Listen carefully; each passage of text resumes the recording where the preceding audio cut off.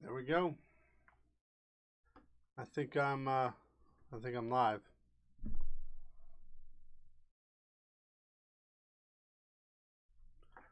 Let me make sure my audio is working here.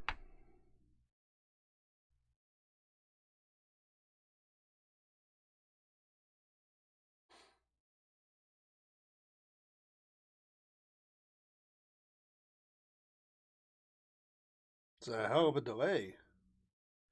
I think I'm live. It's been a really long time since I streamed on YouTube. Let me move my mic. Hold on.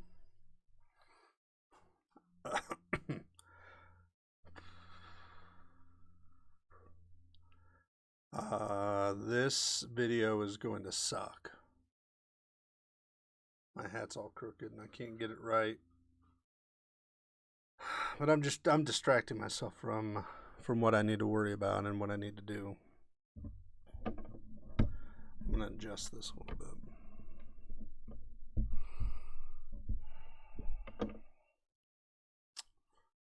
Okay, so if you're watching this, hi. My name is John. Go by Pandas Taste Good. I usually do video games. Once in a while, I'll try to do a funny video. This is not a funny video, so if you're looking for a funny video or a ha ha ha ha, sorry. It's just not gonna happen. The hat's gonna distract the shit out of me. This is a video talking about what's happened the last year and a half.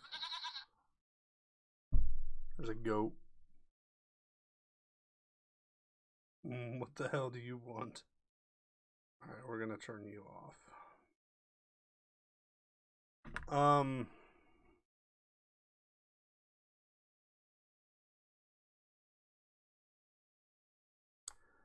On June 21st, 2018, I flew back from Austin, Texas to Denver, Colorado. I was at a work conference, and yeah, everything's good. This is a cathartic type of deal.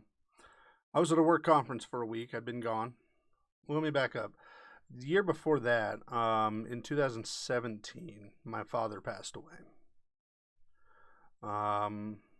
He passed away on my horrible son here. I think my mom's birthday was August 20th, and he passed away on August 20th.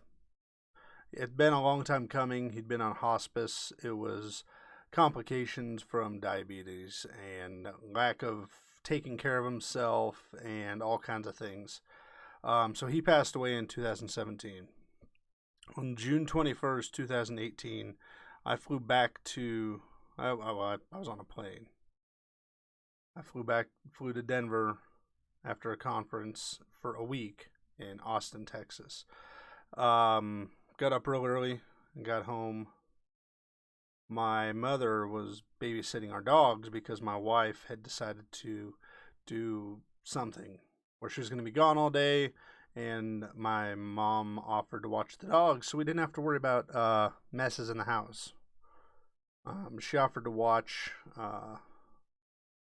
my son, my oldest son, at the time the only son, William.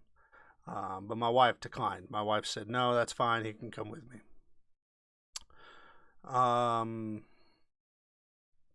got home, said hi to my wife, hugs, kisses, all that crap. I unpacked. I was sitting around the house, and she asked if I had spoken to my mother that day, and I hadn't. I'd planned on calling her once things settled down, and I hadn't. It was 2, 3 in the afternoon by the time I got home. It was about 2.5 hour drive back from the airport, maybe 3 hour. So, it'd been a long day already. I was thinking of giving her a call. Well, my wife had been trying to call her all day, just to chit chat. She hadn't answered. And my mother lives about 40 minutes. It was 40 minutes away from our house. Well, of course, back in my mind, I'm thinking the worst, but I'm like, no, no, no, everything's fine. Everything's fine. And we couldn't get a hold of her, so we called some of the neighbors to go check. One of the neighbors, the pastor, actually, small town Kansas, uh, he went over to check. He couldn't get in. The screen door was locked. The dogs were inside, and all the vehicle was outside. So, um, we knew right away something was wrong. So we called my brother. We met at the house. We hightailed it the whole time, just thinking there has to be some explanation. Um, we got to the house. The screen door was locked, but I was able to pull it hard enough. It just kind of slipped off the catch. Um, we had a key to the house. My wife had a key to the house. So we unlocked the door and went in, and we're yelling for my mother, yelling, "Mom, Mom!"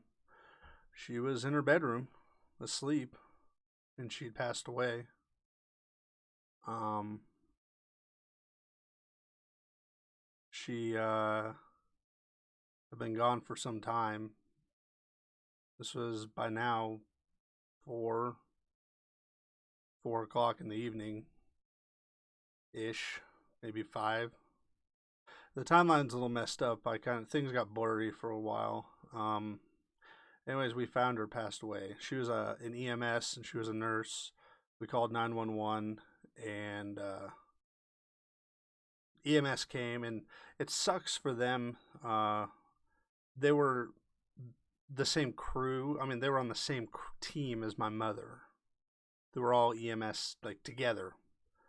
There's a kid. He's not a kid. He's only a couple years younger than me. He went through training with my mother, and he lost it when he got in there too. It was a very emotional. She was a very big part of this community that has maybe 120 people in it. She was a big part of it, so a lot of people were really upset. Anyways, fast forward through the funeral, etc. The reason I'm talking about all of this is because I've never, ever said all of this as one coherent story. What happened next? We called EMS. We had to call the morgue. We had to call that we knew the funeral service to use because my wife has had family members pass away, her grandpa. So and we used him for my father's funeral and everything. So I knew who to call.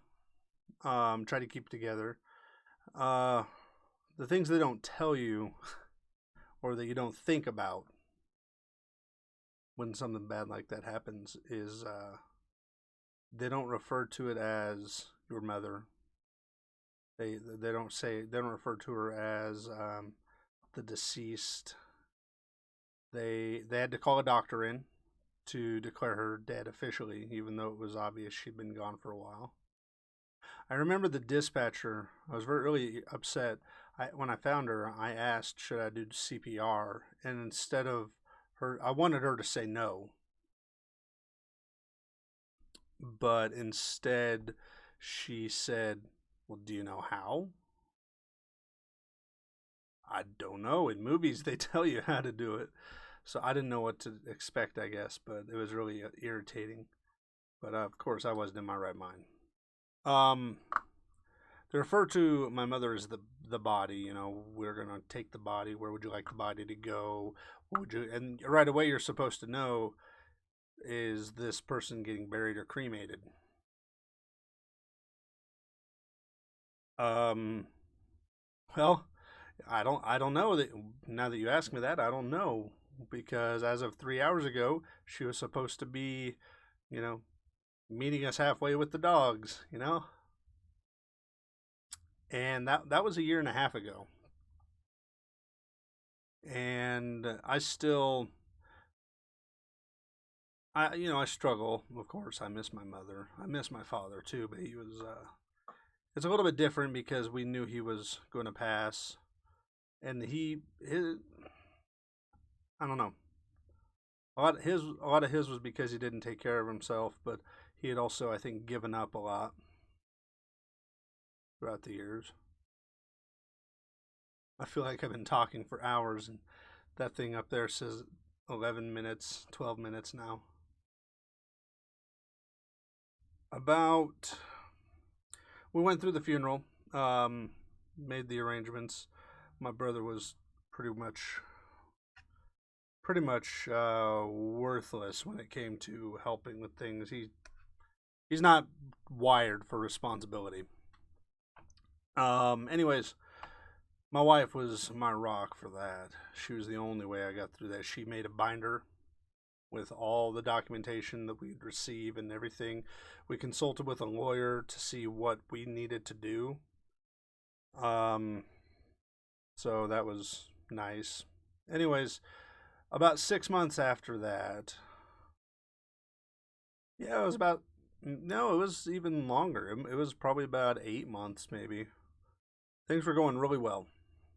Um, for me, as far as professionally, things at work were going great. I was feeling on top of the world, and out of nowhere, I started getting some chest pains. Now, my mother had died from a heart attack. That's what they determined. She died of a heart attack. So I started getting some chest pains, and then all of a sudden my vision started going blurry. It's like I couldn't see for a second, and I could feel the blood rushing to my face, and I thought I was going to pass out. And this is while I was driving. Luckily, I was by an off ramp because I was going down the interstate. So I pulled off the off ramp. I called 911. I thought I was having a heart attack. I was saying my goodbyes right then. It's really that there's no way to describe the fear when you think you're going to die if you haven't gone through it. I thought I was dying. And the 911 dispatcher, I said I needed an ambulance. They said, "Oh, it'll be about 20 minutes. Are you sure?" No, I'm good. I'll drive myself in to the rest of the way. It was like about 10 minutes of me driving. I stayed on the line with the dispatcher. I was not having a cardiac event. It was a panic attack, which apparently, when you hear someone say panic attack, you think of someone who just gets real nervous and shaky. Um, Panic attacks are terrifying if you've never had them. What I've been dealing with since then is an anxiety that I didn't know existed. Um, I didn't have the cookie cutter upbringing, wasn't always happy go lucky. Um, all these times that I was happy, it was more like there were times when I was genuinely happy, but there were a lot of times when I was happy because I was supposed to be happy, and it was a veneer. And I've never really coped with a whole lot of things in my past.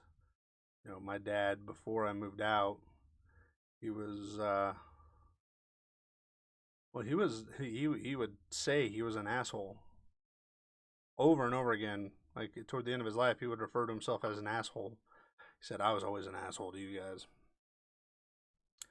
Um, but he found God in the last 5 years of his life and turned him around. Not 180 degrees, I'd say about 160. He still had some work to do, but he was a much better person. Maybe even more than the last 5 years. Doesn't mean that he was a perfect dad, but there's a lot of these things that I've always been afraid of being super excited and super happy, and I'm dealing with a lot of mental health issues that I didn't even know existed. And it's not like some groundbreaking, like, no, I wasn't fondled or sexually abused or anything like that. I've just never health. I've never been able to have a healthy mental image of myself. That's really what it boils down to it. I have never thought that I deserved to be happy. And I've been talking to a lot of people, and I am on medicine to help with the anxiety, mainly because it's a constant pain in my chest from anxiety. Um, okay. Well, I'm hoping you can still hear me. I'm getting errors about the audio, but I don't know. Anyways, the medicine is not long term and it's not a permanent fix. It's changing my mentality. It has taken me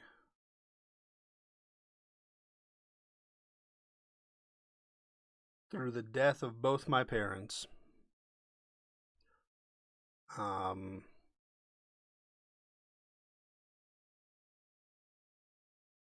it's taken me a lot of effort to believe that I'm worthy of being happy and allowing myself to be happy.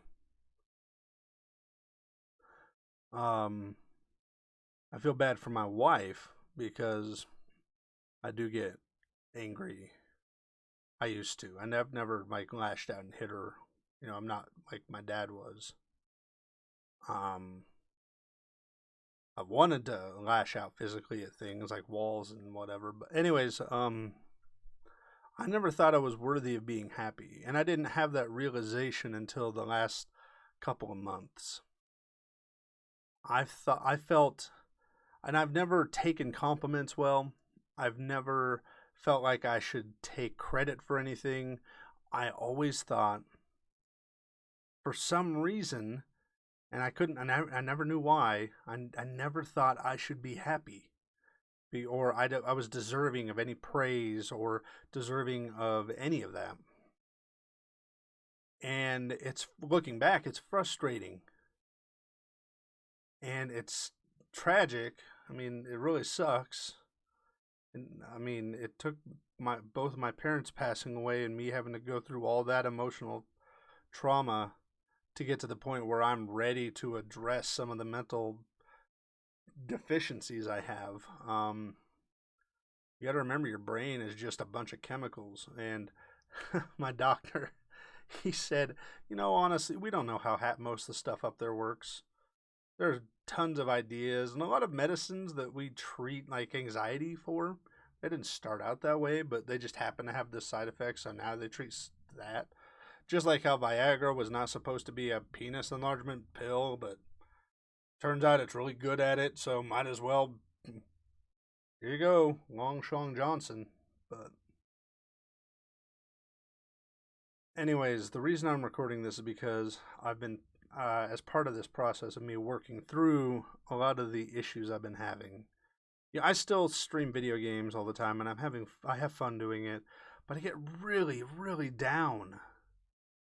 Um, and I've been trying to work through why. And that's one of the big things is asking myself, why am I like this? Why do I not feel like I'm worth uh, being happy or worth praise? Why is it that I care so much about making other people happy? Because that's really why I do anything I do anymore. I want to make people happy. I want to be, and I think it's because when I was a little kid, or even in junior high, or even in high school, I wasn't. I wasn't happy. Like if you were to take every second of my life up until well today, for instance, but really take it up until I was 18, and you had to say I was happy or not happy. I mean, not happy is gonna tip the scales. There's a lot more. I have a lot more memories of being unhappy. Um, those are ones that stick out. And I just didn't feel like I had this, and I know it's crazy. I don't want to say crazy because that's offensive, but I know it's unrealistic. and it's unfounded and unjustified. But if the second I would allow myself to be actually happy about something, I would be worried that's okay, here's the good. The roller coaster's coming around. Life's gonna bitch slap me in the face. And my mom passing away after this work conference was a prime example of that. It was a really good conference. Came back and I was all fired up. I was ready to, I was excited about work. We were going to make some huge changes, and it was going to help the company be a lot more profitable. And then that night, I have to walk into my mom's bedroom and find that she had passed away earlier that morning and had been laying there by herself in the cold house. Well, I mean, it was June, so it wasn't cold, but it's something I still struggle with. I get so elated. I have a second son that my parents never knew. They never met little baby Brody. Didn't even know he was coming. We didn't find out that we were pregnant until the day after my mother's funeral. And it sucked. And it's that bittersweet back and forth. But here's one of the things that I have been forced to kind of embrace is that I am not that unique. I am not some, wow, that's an edge case. Everybody has something tragic or sad that's happened, and it doesn't have to be a loved one dying because it has the same effect. Everybody has this fear of being happy, especially when there's been a historical pattern of happiness is always met with something bad happening. So if for any damn reason in the world you're watching this, you have to know that you're worth every breath you take.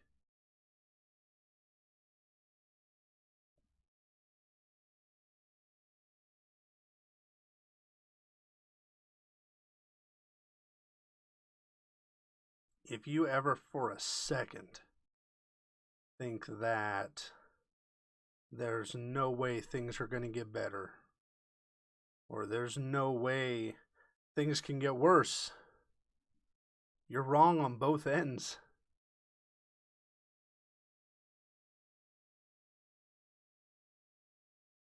And if you're thinking, man, it can get worse than this, yeah.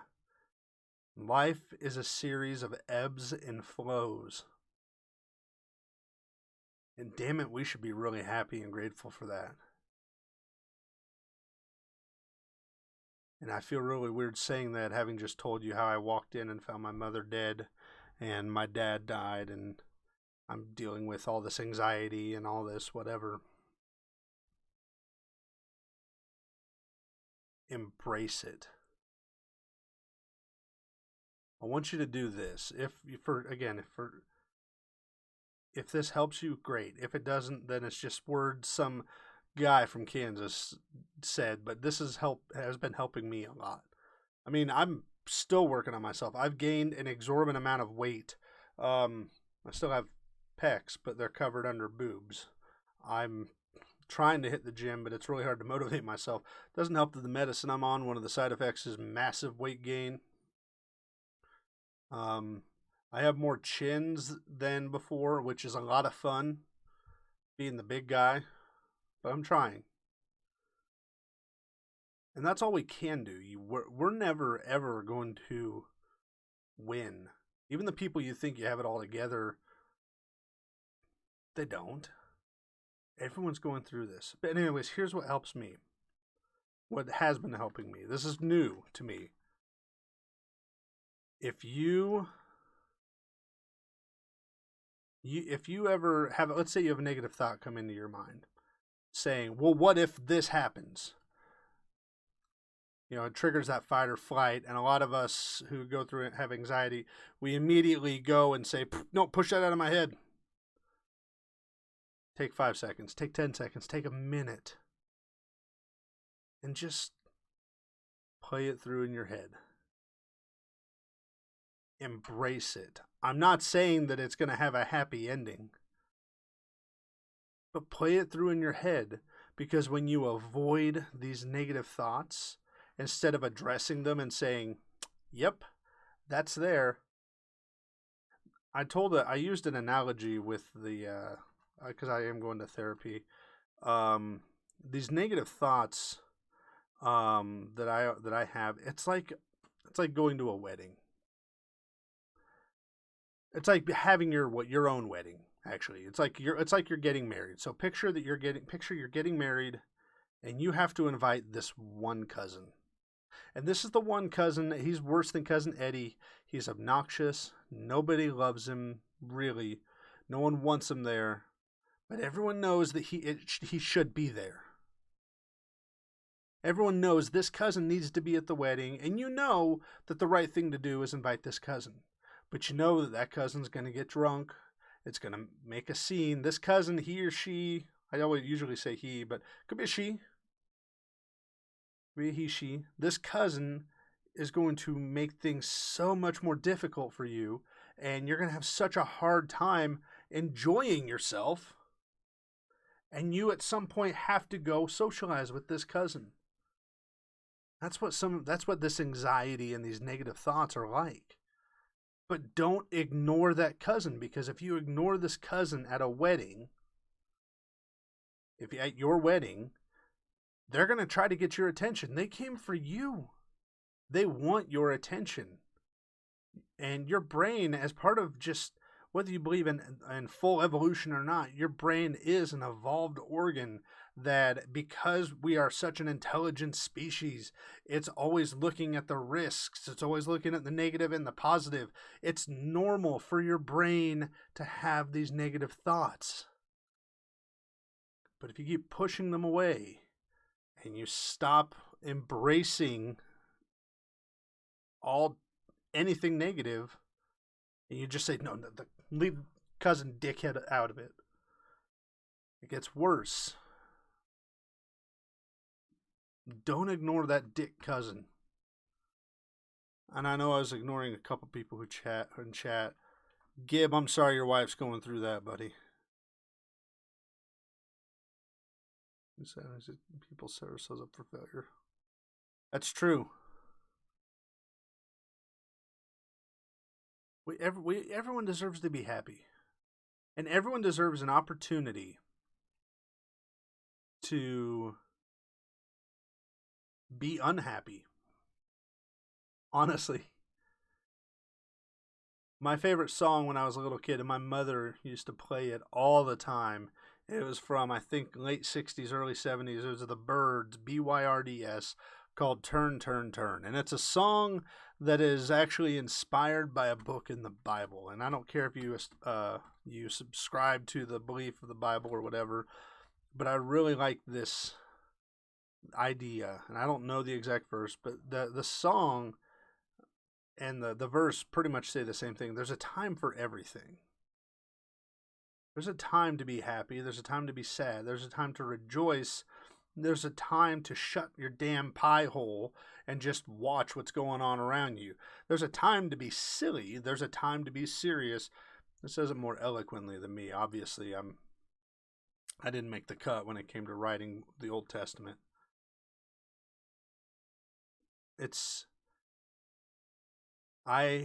Knock on wood, I haven't had a full-on panic attack since September.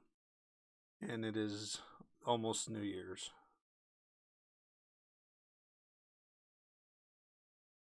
Full-on panic attack meaning I just can't get these negative thoughts out of my head. And I'm not going to say it's just the medicine I'm on. I'm not going to say it's just the therapy and mental health work I've been doing. I really think it's a combination of them, but biggest thing that I'm working on right now is there's a time for me to be happy, and I need to allow myself to be happy. But I need to also allow myself to feel sad, to allow myself to get angry, but don't just jump to anger. There's a whole wide range of emotions that I need to allow myself to experience, and I haven't done that for 30 some years.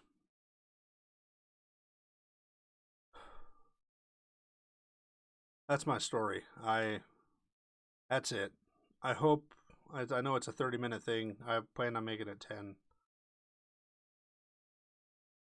I'm going to go play some video games and be silly old me. But it was for some reason, it was important to me to put this out there. I know why it was important for me to put it out there. It's the end of the decade, and I'm doing a lot of reminiscing. And this is what today I found myself thinking back on my mother, and I realized I wasn't completely miserable thinking about it. So that's a lot of rambling. I probably had a bunch of dead ends in there, but I do hope you have a great day. I hope that tomorrow you allow yourself to be happy. Allow yourself to be unhappy when it need be. Allow yourself to feel emotions, because it's so much better than just faking it and pretending everything's fine all the time. And if something isn't fine, talk to someone. I'm not saying you have to find a therapist, but if something's not right, I have a Discord you're welcome to use. Come on in and we'll talk. That's right, Don. That's my spiel. That's my story. And it feels really cathartic to have gotten that off my chest. So I'm going to leave it there. Maybe one person will watch this and it will really speak to them. I know it helped me, so damn it, that's all that matters. I don't believe that for a second. Have a good night. I'm going to go play some video games now. Take care.